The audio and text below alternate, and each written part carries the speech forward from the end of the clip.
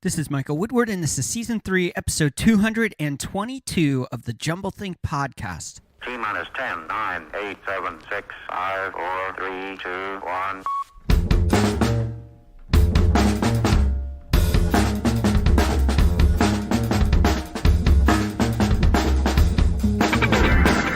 Welcome to Jumblethink, where we interview amazing entrepreneurs about their journey of turning dreams and ideas into reality. Along the way, we're going to share some tips on how you can turn your own dreams and ideas into reality too. Today on the podcast, we are talking about the importance of identity, specifically around invention and innovation and how it sets you apart. If you're new to the Jumblethink podcast, or you've been listening to it for a long time and you haven't subscribed already, well, it's a great time to do that. Head on over to your favorite place to listen to podcasts and click that magical subscribe button. For Apple Podcasts and for iTunes, it's super simple. Jumblethink.com/iTunes. That's jumblethink.com/iTunes. Take you right to the app, right to where you can subscribe. Now let's jump into today's episode. Hey there, welcome to Jumblethink. My name is Michael Woodward. I am your host. We have a killer episode lined up for you today. Before we get rolling, we want to take a moment and thank our sponsor for today's episode, Mighty Travels. Mighty Travels can help you find the best fare for your next trip. All you have to do is head on over to mightytravels.com/jumblethink to check out what they are doing. Today on the podcast, we were talking about identity, innovation, and invention. Now, you may be thinking innovation, invention go together. Identity, what in the world are you talking about? Well, all of this stems from a deep frustration and disappointment in one of my favorite companies out there, Apple. Now, I use Apple products. Right now, I'm recording right into GarageBand, which is the software for Apple and for audio. I've been a fan of Apple for a long time, since like the late 90s. I am an avid user of Apple products, including my MacBook Air, my iPhone, our Apple TVs, our iPads. We've got it. We love it.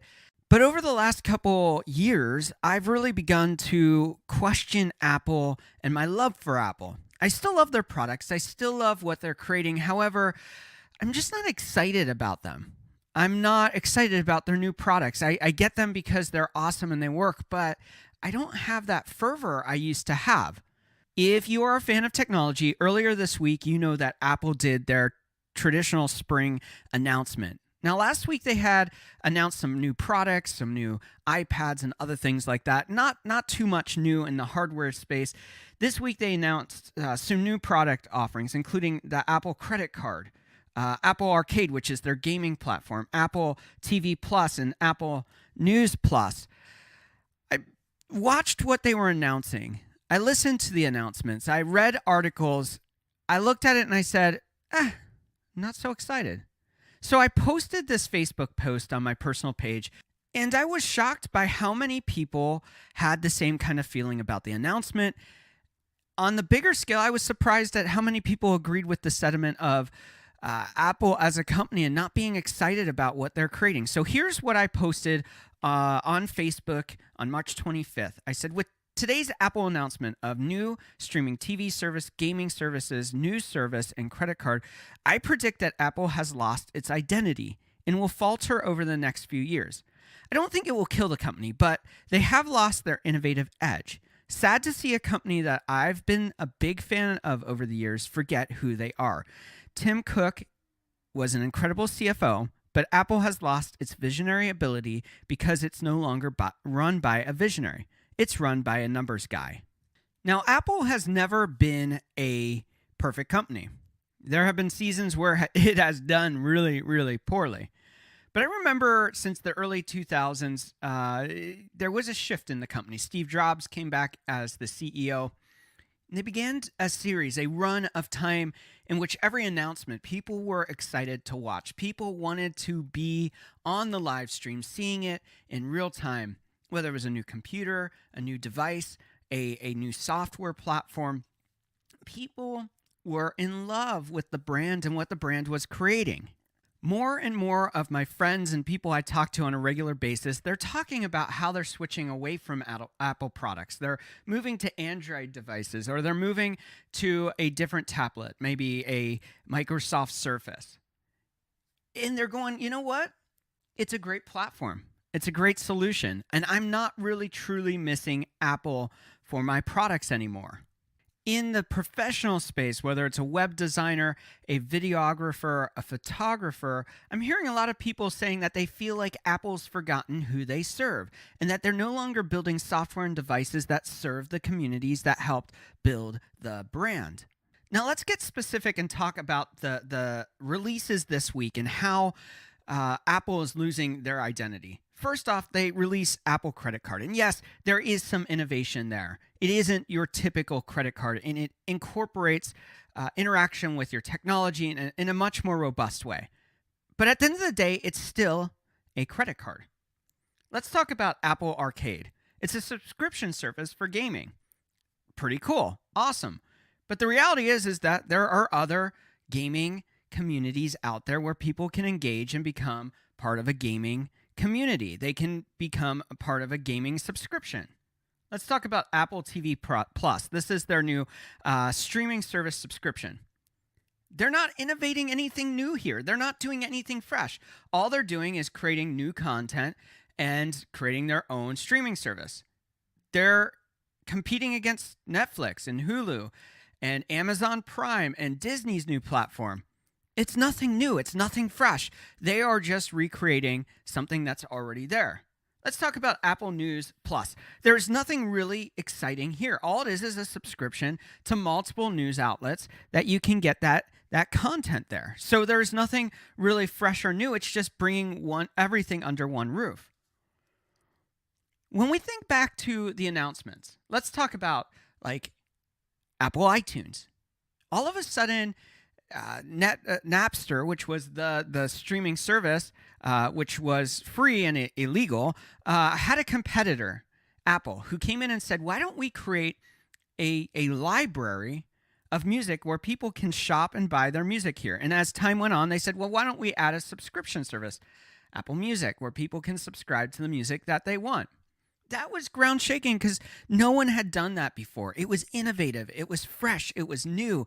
It was exciting. And people looked at it and said, you mean I can listen to my music on my computer and I can buy the music I want? I don't have to go buy a CD from online or at my favorite store. I can get a digital asset and just carry it everywhere I go. People got excited about that. In June of 2007, they completely shifted technology as we know it. They took and said, hey, you know what? There are smartphones out there, and I've had them. I've had the Palm Pilot and the BlackBerry. They're pretty cool stuff back then. You could get your emails. You could have your contact books. You could text from it. You could check your calendar and maybe take some pictures depending on which phone you had. And it was pretty cool stuff because regular cell phones didn't do that. And Apple said, you know what? We're not just going to create a new smartphone. We're going to take all of this stuff you typically would use, your music, your calendar, all of that stuff, put it into one place and make your phone a computer that travels with you. And all of a sudden, it opened up new doors to app development and apps that would integrate into your life, whether it was a favorite game or a running app or a news app or whatever it is that you wanted, it was now available to you. It changed the game. They did the same thing with the iPad that said, you know what, sometimes you don't need a laptop. Sometimes you don't need a computer. Sometimes a tablet is enough. And you can use it for leisure. You can use it for work. You can use it on the go. And you can use it as a desktop computer if you set it up that way. Now let's go back to the 80s, and they revolutionized personal computing. They did what others thought was impossible and made computers accessible to the everyday person. This was a game change. This changed the music industry. Now all of a sudden, musicians could have personal studios in their house because the computers could do that. They didn't have to go to studios that had millions of dollars of equipment because they were able to do a lot of those things right from home now. So what's driving me crazy about Apple? Well, Apple's lost its identity. Instead of being a game-changing company that sees the future and creates it, now all they do is take products and try to make it incrementally better. And that's the difference between invention and innovation. Innovation can be macro or it can be micro. It can be big innovation that changes. But at the end of the day, innovation is about iterating on the same thing and evolving and changing it. We're going to take a phone, make a better phone. Whereas Apple came in and said, we're going to invent an entire new space. Yes, this is your phone, but that's not really what it is. It's a personal computer you can take on the go to hold your music, your documents, your social media apps. Everything like that can incorporate in it. And it changed the world of communication because it was an invention into a space that had never happened before. And so what Apple's been known to do is invent spaces, create new outlets, incorporate software that makes the life of creatives or even business people better. They changed the game by inventing spaces that were never there before. There is nothing wrong with being a leader in an industry and not inventing a space. But the problem becomes that when Apple shifts from being a company that is a futuristic company, that is innovating and creating things that never existed and no one thought of, that changes the game. When they begin to become a company that just iterates on an existing idea, when they become a company who is not doing anything bleeding edge, but just keeping up with the Joneses, with the other tech companies, all of a sudden you have to wonder what's happened to Apple. And the reality is that Tim Cook is an awesome CFO. He is an awesome numbers guy, but he's not a visionary. He doesn't see the possibilities of a future. And in that, Apple has done well financially, but they haven't done well with creating things that never existed before. Their ideas now are stale and tired. They are keeping up with others instead of leading the edge of technology into spaces that have never been done before. Yes, they're a great company. Yes, they're doing cool things. But the reason that people don't resonate with them is because they've lost their visionary future. They've lost their ability to create the things people want, even though they didn't know they needed it. They've lost their edge of creating spaces that impact our lives on a daily interaction with our technology. And in that, they've lost an audience that was enthralled with them, that was passionate about them, that was their advocates and their fan base. Now, at the top of the episode, I mentioned that today's episode is all about identity, innovation, and invention. And I think that there are some things we can learn from Apple. I want to go deeper into that. So we'll be back in a few moments to talk about innovation. We're going to talk about invention, and we're going to talk about identity to drive your business forward.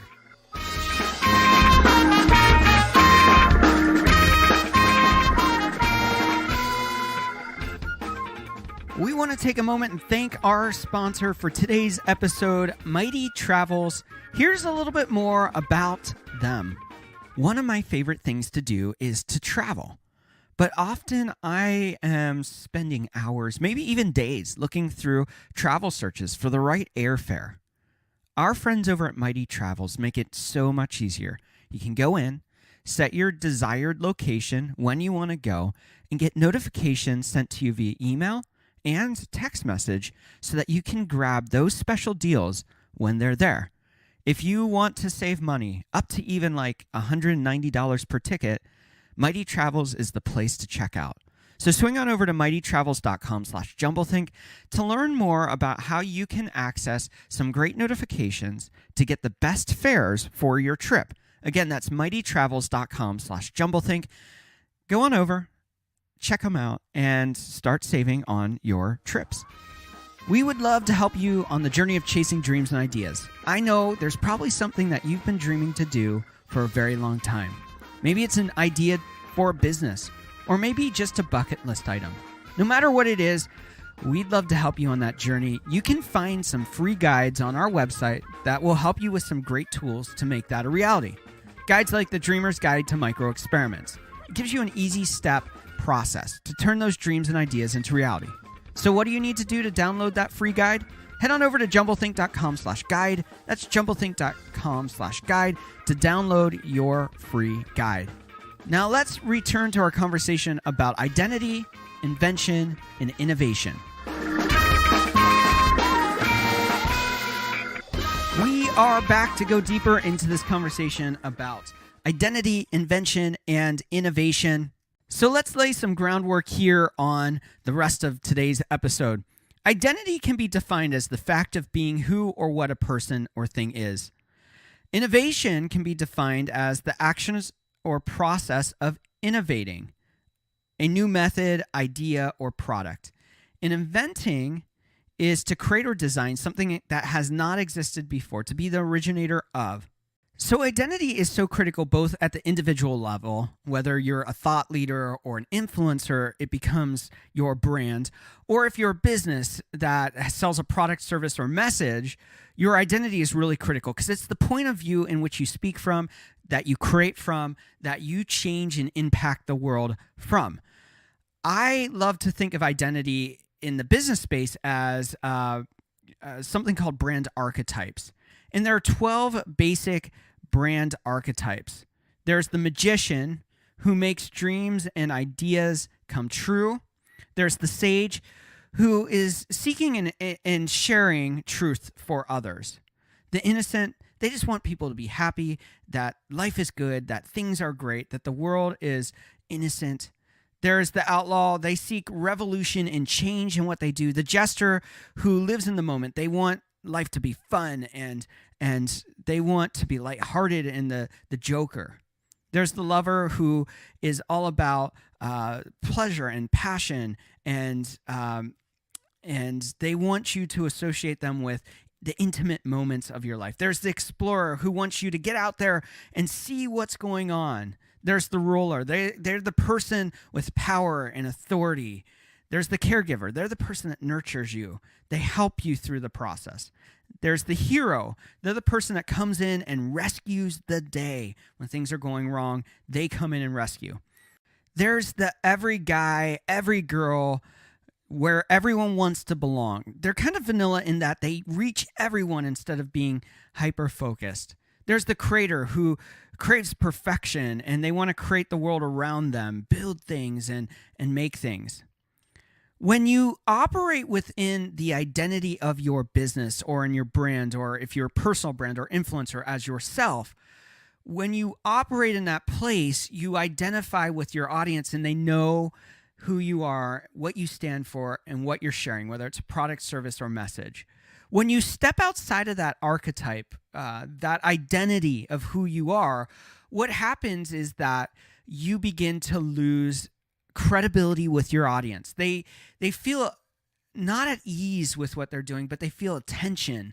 They're like, I still like this company, or maybe they don't like it, but they're going, something doesn't feel right. And it's probably because you're not being authentic to that place of identity for your business or for yourself. We've talked a lot in the past about identity, the importance of identity, how identity plays out for yourself and for your business. Today's not really about identity per se. It's more about identity when it comes to your products, your services, your message. I've broken it into basically two categories: innovation and invention. Now, these could apply to anything. They could be a product. Are you innovating in your product? Are you creating new products? Are you inventing new products? It could be your service. Are you innovating the service offerings you have? Are you innovating new ways to approach business for what you do for your customers? Or are you inventing new ways to do it? And then there's, of course, the message. Are you iterating on a message that already exists and you're just building upon that? Or are you inventing a new message to change the world that's never been shared before? Those who innovate are actually focused on iteration of an idea and a dream to make it better. They're constantly improving, which is a great place to be. It's a great thing. Then there are those people on the flip side. They're the ones who are kind of the maverick. They're changing things up. They're always creating new ways of doing things. They're always creating new products. They're always creating new messages that change the world around them. Both are great models, but it's hard to cross between the two. When you invent, yes, you're going to iterate for a while, but then you're always looking at the horizon at the next thing you're going to create, the next thing you're going to build, the next invention. And then if you're always in the camp of iteration and innovation, which is the other category, you are evolving what's happening, and it's a constant slow churn. It's the long journey. Neither are bad, but I would say that you have to pick one major camp that you want to live in. Now, they seem very similar, but they are slightly skewed differently. And when you cross back and forth, I think it makes people a little uneasy about your brands, your services, or your message, your products. It really dilutes what you are creating. This is why what's going on at Apple is so clear-cut for me. They've always been a company that is visionary in inventing and creating new spaces, doing it better than anyone else does, and approaching problems that people don't even know that they have and solving for those problems. When you are running a business, you need a visionary in the business. Now, if you are a company that specializes on the innovation side of things, that visionary is going to look very different than the visionary for a company that is in the business of inventing. In my opinion, the visionary of a business is one of the most significant roles that we don't talk about enough. Now, for some businesses, the visionary is the CEO or the founder or the owner of the business. So they're casting vision for that business. They're helping to cultivate and create the cornerstone for the identity of the business. But it doesn't have to always be that way. Sometimes the visionary isn't the CEO. They're not even on the executive team. Maybe they are, and they're called a chief vision officer, which is a real thing. It's kind of like the perfect job, in my opinion. But all that to say, visionaries could be a person that come in to cast vision, cast purpose, cast significance, that reinforce the identity of the business. In the case of Apple, Steve Jobs was that for a generation. And they looked to Steve Jobs to cast the vision of where they were going as a business, the products, the things that they were going to create. When they lost Steve Jobs, no one filled that visionary role, and so they lost the identity because they didn't have direction where they're going. Yeah, we're going to build software. Yeah, we're going to build products. We're going to do all these things. But the reality is they lost their visionary leader who was able to see other things that others couldn't. So Steve Jobs, in this case, could see the need for an iPhone before the iPhone was a known need. For you, in the search of identity, invention, and innovation, you need that visionary voice in your business to cast the future that you're going to create. Those people tend to live in a future that hasn't been created already. They're already there, and they're drawing people forward to say, hey, come along on this journey. Let's go to places that no one's gone before. On the side of innovation, they see the small details, the small things that can be changed to make big differences. I think of a developer friend of mine that worked for Netflix for years. He was on one of the core team there, and they were looking at micro changes to innovate in their platform. Yeah, they invented a lot of what we know as a subscription-based platform. But they, as developers, were thinking about how do we make a better user experience? How do we create better products and offerings? And they cast a vision, and they made small pivots and changes. They continue to do that. On the flip side, you look at Walt Disney and what he's done with Disney. Yes, animation existed before, but he said, what if we were to make animation about full-featured movies? What if we were to do animation as a medium much more robust than what has ever been done in comic strips before? So he saw something others didn't. He saw something that others thought he was crazy about doing, and he created it. He invented the space. He then went and said, you know what? As a company doing full-featured animation, that's awesome. But what else can we do? We can create theme parks like no one's ever created before, and they invented that entire space on how theme parks are done and how they incorporate story into theme parks. And then they looked at companies like Pixar that were saying, you know, animation's awesome, but we think we can do what we do by hand by doing it through computers. And so Pixar innovated, and Disney said, we want to be a part of that, and they brought that into the story. Disney has always been a company that looks at inventing new spaces and then creating story that fills the medium in which they're creating. We could study thousands of businesses that are doing this, that are changing the game on how we approach innovation and invention. But if we look back, they all have a visionary voice that sets the tone and direction of where that company's going. And I guess you could say Tim Cook is doing that for Apple. And maybe they're in a season where they're pivoting from being in that invention type space where they're inventing the future that no one's experienced, and they're pivoting into an innovative business where their model has changed. And if it has, then the company will evolve and change, and people will become super fans for a different reason. But in this season of transition, without the visionary like they've had before, who they are is changing, their identity is changing, and their approach is changing too. In a moment, we'll be back to talk a little bit about where you go from here, what this means for you, and how you can apply it to your business, to your life, and for the future you want to create. I hope you're enjoying today's episode. If you are, and you haven't subscribed already, right now is a great time to do that. Head on over to your favorite place to listen to podcasts and subscribe to the Jumblethink podcast. For iTunes, it's super simple. Jumblethink.com/iTunes. Jumblethink.com/iTunes. That will take you right to iTunes or Apple Podcasts. You can subscribe. Leave us a rating and review while you're there. Let us and others know what you think of our podcast. We also want to thank our friends over at Mighty Travels for sponsoring today's episode. Here's a little bit more from them.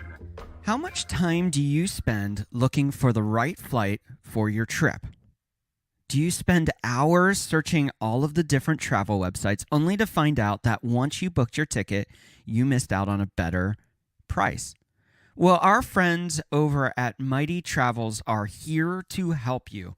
They want to make sure that you get notifications in real time so that you can score the best tickets at the best price, saving on average $190 per ticket. Well, they are doing cool stuff, so you want to make sure to check them out. Swing on over to mightytravels.com/jumblethink. That's mightytravels.com/jumblethink to learn more about how they can help you know when the best fares are hitting the market so you can grab them up before they're gone. Now let's wrap up today's episode as we talk about identity, innovation, and invention.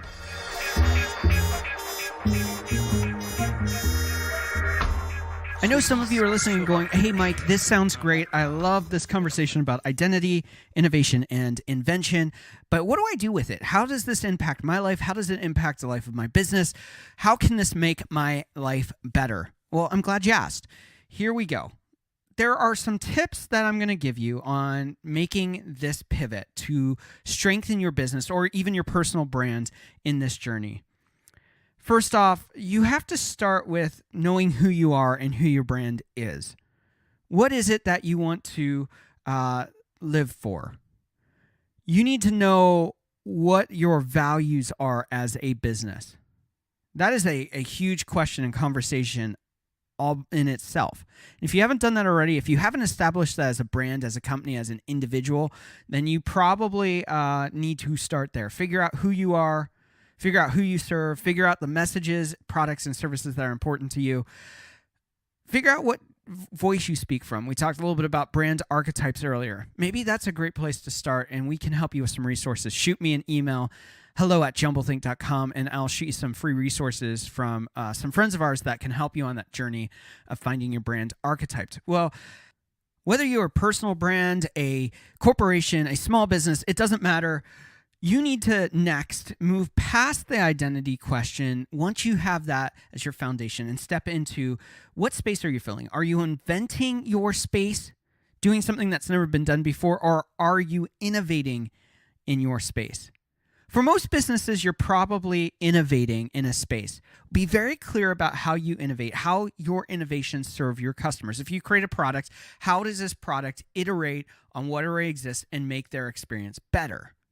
If you are innovating, how does your service innovate on their current situation to make it better?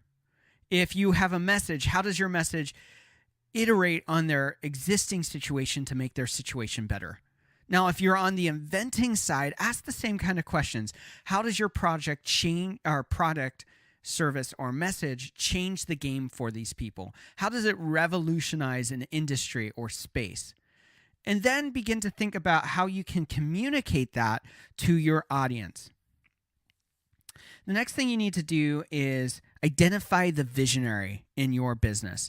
And you could do these in different orders. Like if you really are not figuring out who you are, you need to find that visionary in your business, whether it's you as the business owner or whether it's somebody else coming in and helping you on that process. Identify the visionary that casts the vision for the organization. Let them be a part of that process of figuring out who you are and how you are either iterating on what you do or innovating in your space. And then finally, cast vision.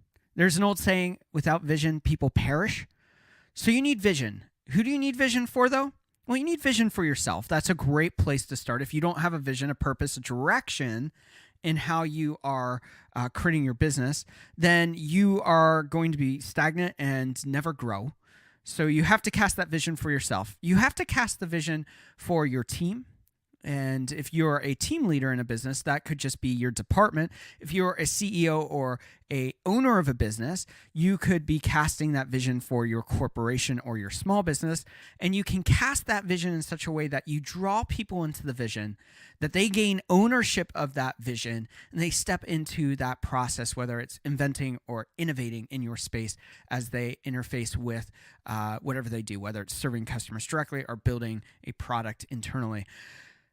Cast that vision for your team. From there, you need to cast a vision and a message that goes beyond your business. Your vision has to impact your customers. It has to impact your industry.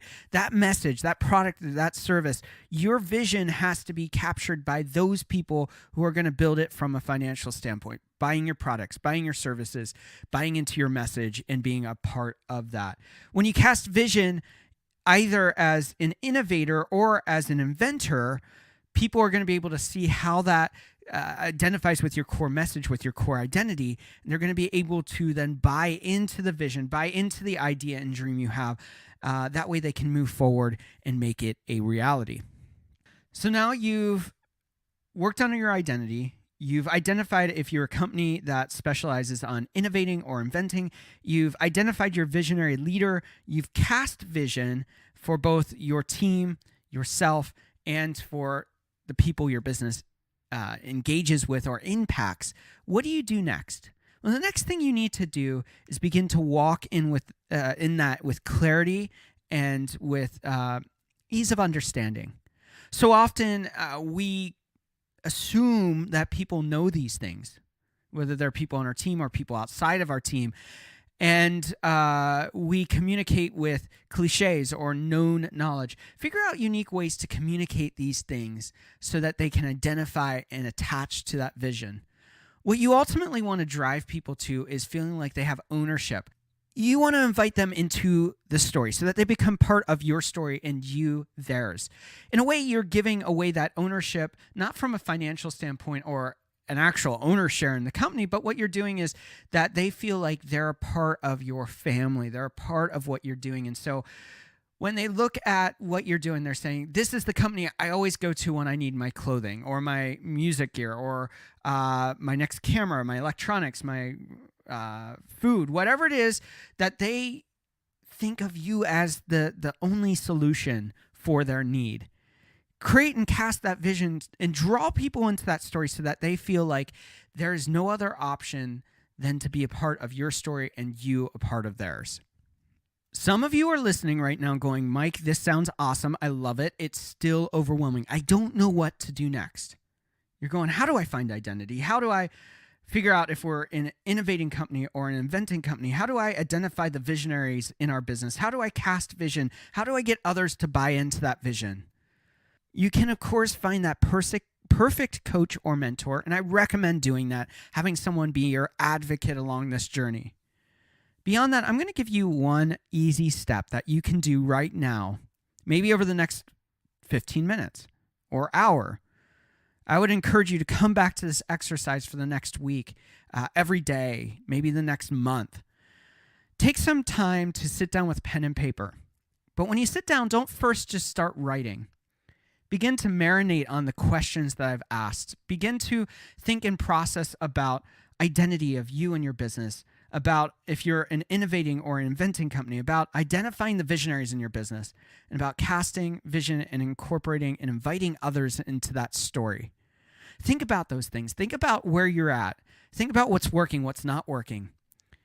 Process it. And then after you've done that, if you're sitting down for an hour, maybe you do that for 15 minutes. Just think and process. Then for the next 45 minutes, just begin to write and journal and process those things. Begin to ask more questions and dive deeper. I love one of the great exercises that I was taught by a coach of mine is they would keep on asking why until they could no longer get that question answered. And then they'd say, that's your foundation. That's the place you start. So why? Why is that important? Why do you do that way? Why do your customers love that? Why do they hate that? And begin to dig deeper. Ask the same questions over and over again and peel back the layers. I watch a lot of HGTV, and if you've watched it and you've watched the remodeling shows, you'll know that they'll have times where they're peeling back layers of flooring or they're peeling back wallpaper until they get to the original foundation of what was there in that house. And that's what you need to do for your business, for even your personal brand, is you need to peel back the layers till you get to the core foundation of what you are building. So my challenge to you today is to begin over the next couple weeks to take some time to be intentional, to ask the questions you've been scared to ask, to approach the issues that you haven't been willing to address, to figure out that vision and identity and the core of who you are, who your business is, what you want to create, what the dream is, what the idea is, to get down to those bare bones, to build the foundation on a solid place instead of trying to build on something that already is there. Now, if you have a business and it's successful, you're not going to be peeling back so many layers to get back to your core because you probably already know what it is. So go through this process. Take the time to really dive deep into your ideas and dreams. Take time to dive deep into the business and your personal identity. Deal with the things that you need to deal with. Do the work that it requires to get there. Ultimately, these things are going to help you on that journey. They're going to help you become the business that you've always wanted, to become the influencer you've always wanted to become.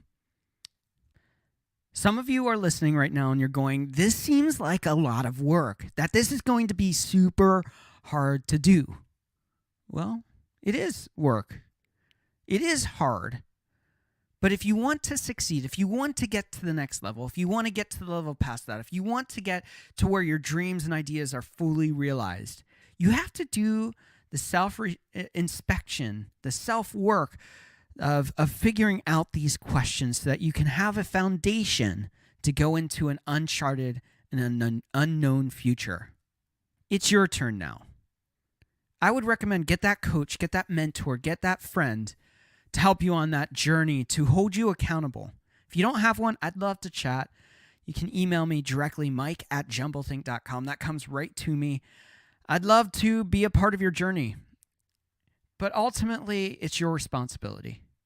This comes down to you. If you have dreams and ideas and they're not realized, if they haven't been engaged, if they haven't taken you to the place that you need to go, you've got to do the work. So today, take some time out to really do the work required to become the superstar, the rock star in your space that you should be. I believe you were created for greatness. I believe you were created for something special, that you have a created purpose to impact and change this world. You need to believe that too. You need to know that you are worth the investment. It's up to you now to chase those dreams and ideas. We need you to do it. You need to do it. It's the place that's going to take you into the destiny you've always known that you've had. So get out there today, begin to chase those dreams and ideas, and it will change the world around you. We want to thank our sponsor for today's episode, Mighty Travels. Go check them out, mightytravels.com/jumblethink. Go support what they are doing. Did you know that there's over 222 episodes of the Jumblethink podcast? If you've missed any of them, it's time to go back and check them out. We have some incredible guests in the past. We also have some incredible guests lined up for you in the weeks to come. What do you need to do to never miss an episode of the Jumblethink podcast? Go subscribe. Head on over to iTunes, Spotify, iHeartRadio, Google Play, wherever you listen to podcasts. We're there. and go click that magical subscribe button. For iTunes or Apple Podcasts, simply go to jumblethink.com/iTunes. It will take you right to the app, right to where you can subscribe. You never miss an episode of the Jumblethink podcast. We'd love to hear from you. What has today's episode meant to you? How are you chasing your dreams and ideas? And how are your dreams and ideas impacting the world around you? Drop me an email directly at mike@jumblethink.com. I'd love to hear your stories, and maybe we can incorporate your story in an upcoming episode of the Jumblethink podcast. Now it's your turn.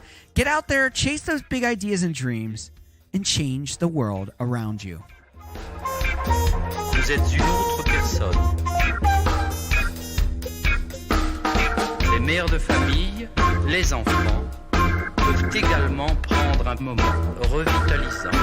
Dans quelques mois, lorsque vous aurez bien saisi la technique et que vous serez maître de votre corps, vous pourrez vous décontracter même en travaillant.